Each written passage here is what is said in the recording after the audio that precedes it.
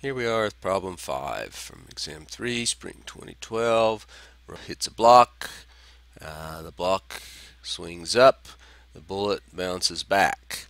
So this is similar to one you did in recitation, that we have to apply conservation of momentum between the bullet and the block, and then that block has a certain velocity, and conservation of energy determines how far it swings up.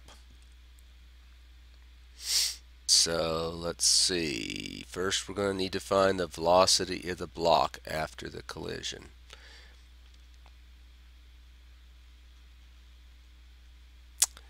Alright, so up here, we're going to do conservation of momentum.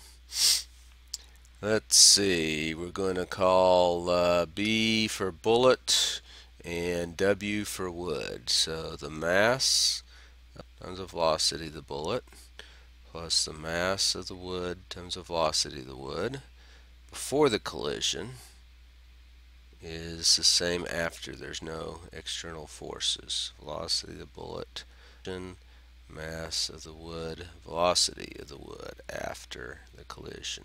That's what we want to find. Okay, we're given the mass of the bullet. So everything's going to be in per second, so we'll keep our units consistent there. 0.02 is the mass of the bullet. We'll use positive going to the right. Alright, so the initial speed was right here.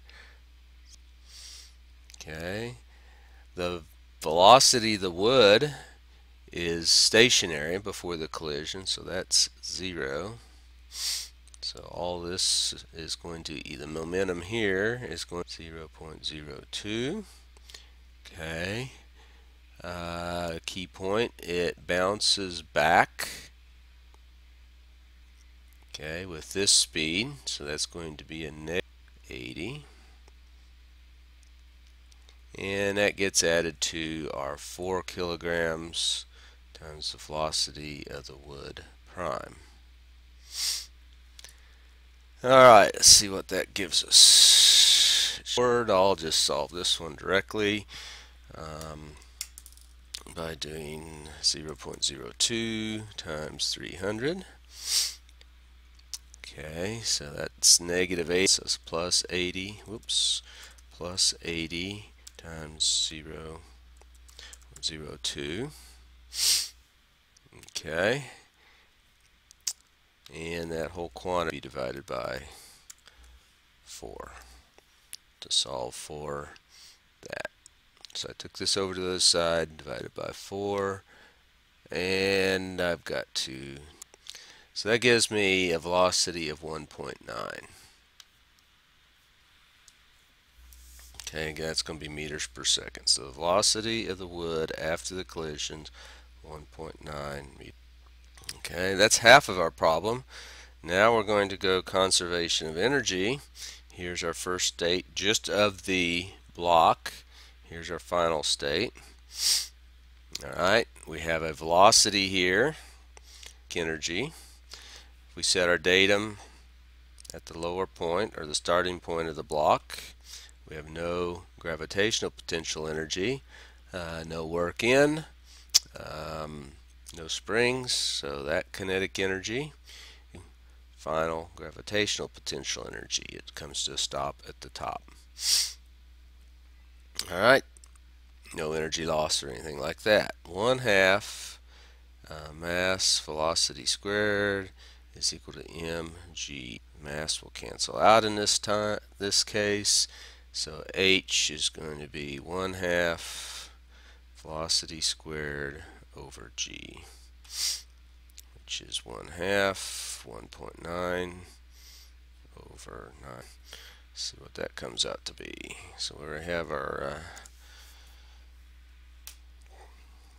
velocity there, but 0.5 times 1.9 divided by, oops, always good to check. Where's my marker here?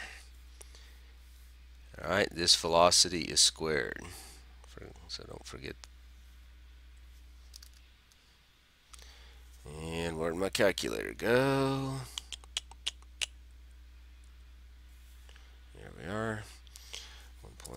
times 1.9. If I'd written out units, I would have caught that mistake as well. Divide by 9.81. A little problem with my windows here. Alright, 0.184 meters. So H equals 0.184 meters.